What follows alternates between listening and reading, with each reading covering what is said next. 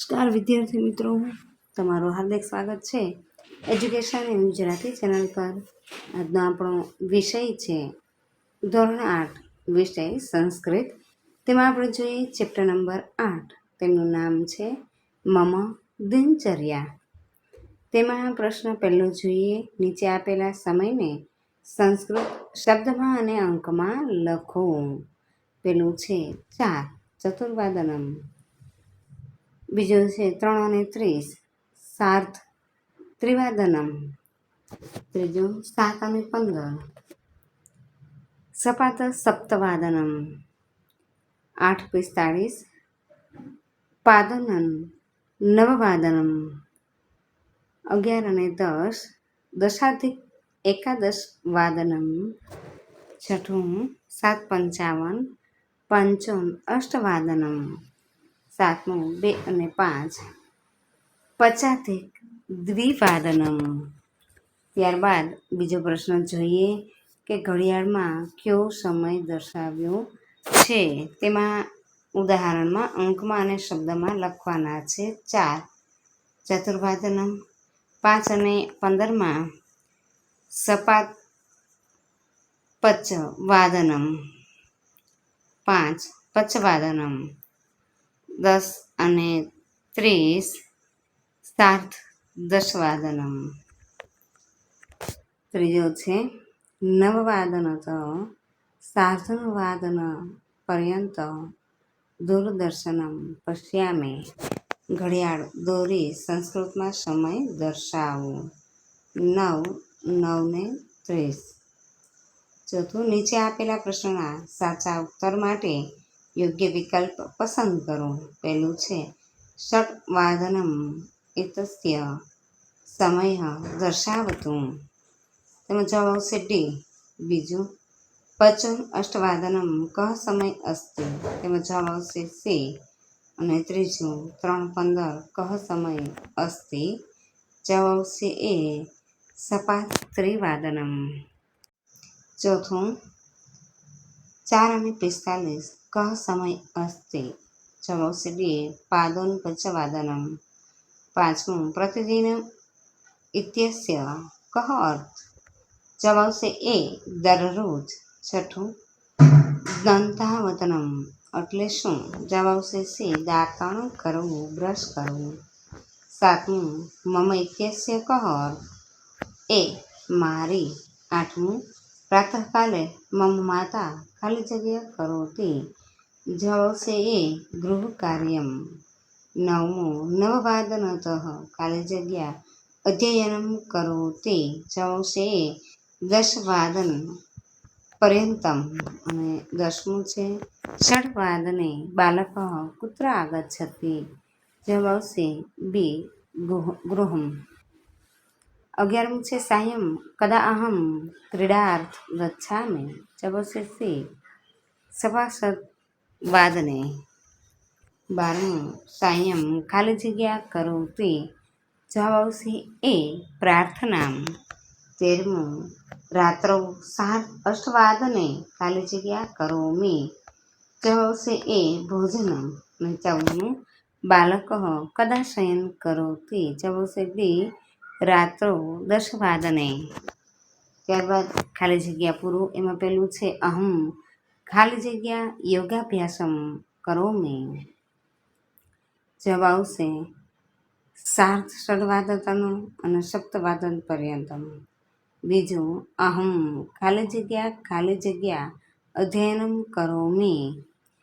જવાબમાં આવશે નવવાદનતઃ અને 10 વાદન પર્યંતમ. ત્રીજું સાયં ખાલી જગ્યા અહમ ગૃહમ પ્રતિ આગચ્છામિ. જવાબ આવશે ષટ્વાદને. ચોથું ખાલી જગ્યા પર્યંતન પુસ્તકમ પઢામિ. ખાલી જગ્યામાં જવાબ આવશે સાર્ધ સપ્તવાદન અને સાર્ધ અષ્ટવાદન. પાંચમું અહમ પ્રાતઃ ખાલી જગ્યા નિત્ય ક્રિયા કરોમિ. પેલી ખાલી જગ્યામાં આવશે ષડવાદનતઃ અને સપ્તવાદન પર્યંતમ. છઠ્ઠું અહમ પ્રાતઃ નવવાદનતઃ સાર્ધ નવવાદન પર્યંતમ. ખાલી જગ્યા કરોમિ જવાબ આવશે ગૃહ કાર્ય. 7મું અહં સાયં ષડવાદનતઃ સુપ્તવાદ પર્યંતે ખાલી જગ્યા કરોમિ જવાબ આવશે ક્રીડામ.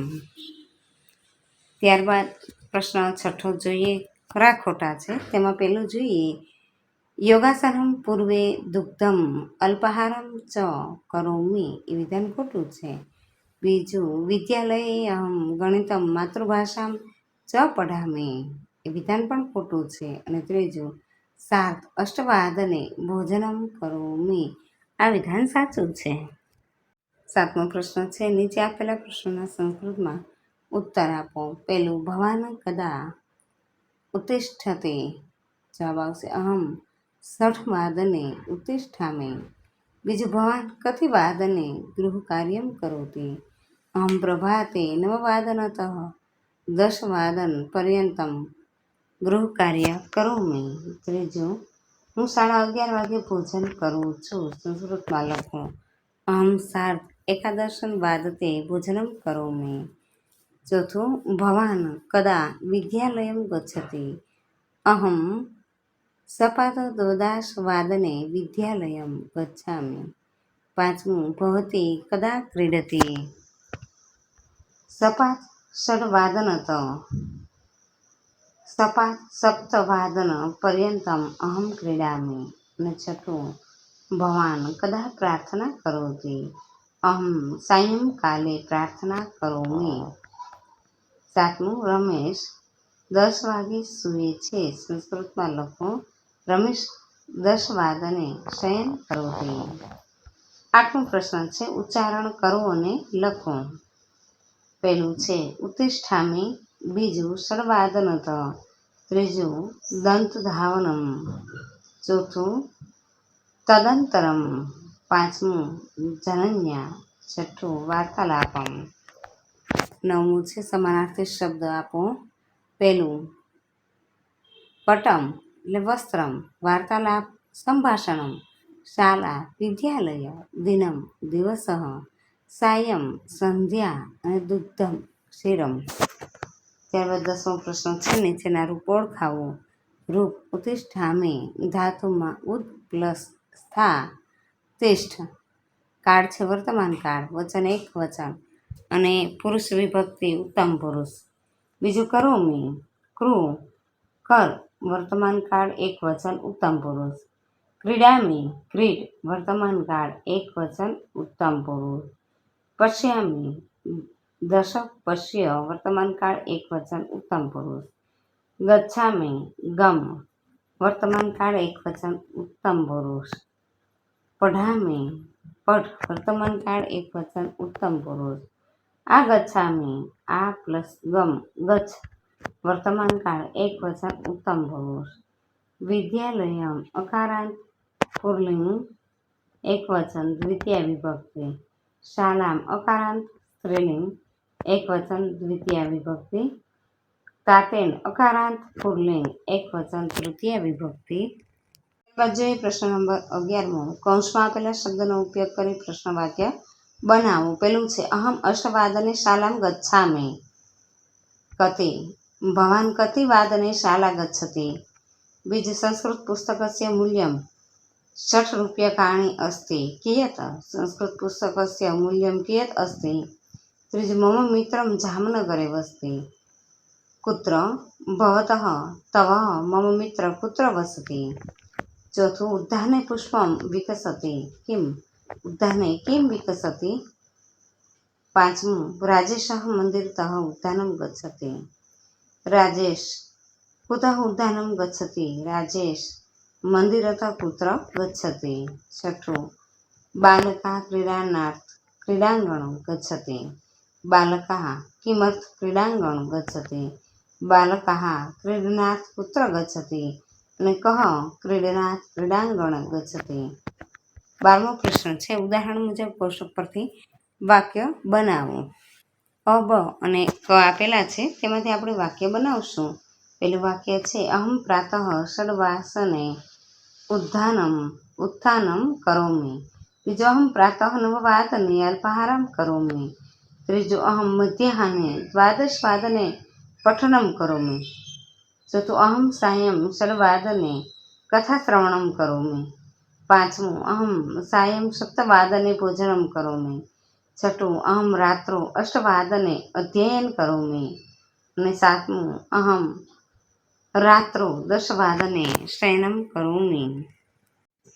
પ્રશ્ન નંબર 13 નીચે આપેલા સમયપત્રકને જોઈને વાક્ય બનાવો। એમાં બસનું સમયપત્રક છે, રૂટ, આગમન અને નિગમનનો સમય છે આ આપેલો છે, તેના ઉપરથી આપણે વાક્ય બનાવીએ। પેલું છે ઉપલેટા રાજકોટ લોકયાનમ 9 વાદને આગच्छति एवं 9:10 વાદને ગચ્છતિ। બીજું છે પોરબંદર અમદાવાદ લોકયાનમ 10:10 વાદને આગમિષ્યતિ અને આગચ્છતિ એવं 10:20 વાદને ગચ્છતિ। ત્રીજું બાટવા વડોદરા લોકયાનમ 12:15 વાદને આગમિષ્યતિ અને આગચ્છતિ એવं 12:30 વાદને ગચ્છતિ। ચોથું જામજોધપુર જસદણ લોકયાનમ 5 વાદને આગચ્છતિ એવं 15:10 વાદને ગચ્છતિ। છઠ્ઠું કોલકી ધોરાજી લોકયાનમ 16:30 વાદને આગચ્છતિ એવं 16:35 વાદને ગચ્છતિ। ત્યારબાદ 14મું છે કે ચિત્ર જોઈ અને સંસ્કૃત સમય નોંધી વાક્ય લખો। સ્વમૂલ્યાંકન બાલકાઃ સાયં ષડ્વાદને ક્રીડन्ति। બાલકः પ્રાતઃ 6 વાદને ઉઠિષ્ઠતિ। ત્રીજું છાત્રः 11 વાદને પ્રાર્થના कुर्वन्ति। बालकाः सायं 9 વાદને दूरदर्शनं पश्यति। छात्रा प्रातः 7:10 વાદને વિદ્યાલયમ ગચ્છતિ। 15મો પ્રશ્ન છે તમારી દિનચર્યાના સમય સાથેના કોઈ પણ 5 સંસ્કૃત વાક્ય બનાવો। પહેલું છે અહમ પ્રતિદિનમ પ્રાતઃ 7 વાદને ઉઠિષ્યામિ। બીજું અહમ પ્રતિદિનમ 10:07 વાદને સ્નાનમ કરોમિ। ત્રીજું અહમ પ્રતિદિનમ 7:07 વાદને અલ્પાહારમ કરોમિ। ચોથું અહમ પ્રતિદિનમ 8 વાદનતઃ 10:30 વાદન પર્યંત પઢામિ। પાંચમું અહમ પ્રતિદિનમ 11:30 વાદને વિદ્યાલયમ ગચ્છામિ।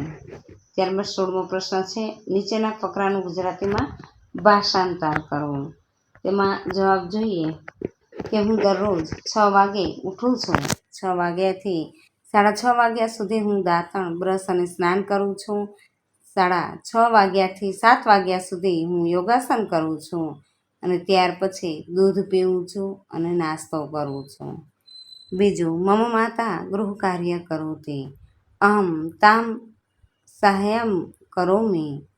9 વાદનતઃ 10 વાદન પર્યંતમ અધ્યયન કરોમિ। 11:30 વાદને ભોજનમ કરોમિ। સપાદ 12 વાદને વિદ્યાલયમ ગચ્છામિ। તત્ર અહમ વિવિધાન વિષયાન પઢામિ। કે મારી માતા ઘરનું કામ કરે છે, હું તેને તેમાં મદદ કરું છું। 9 વાગ્યાથી 10 વાગ્યા સુધી હું અભ્યાસ કરું છું અને 11:30 વાગે હું ભોજન કરું છું। 12:15 વાગે હું શાળાએ જાઉં છું, ત્યાં હું જુદા જુદા વિષયો શીખું છું। ત્રીજું સાયં ષડ્વાદને અહમ ગૃહમ આગચ્છામિ। સપાદશ વાદનતઃ સપ્તવાદન પર્યંતમ અહમ ક્રીડામિ। તદનંતરમ અહમ સાયં પ્રાર્થના કરોમિ। 7:30 વાદનતઃ 7:08 વાદન પર્યંતમ પુસ્તકમ પઢામિ। 7:08 વાદને ભોજન કરોમિ।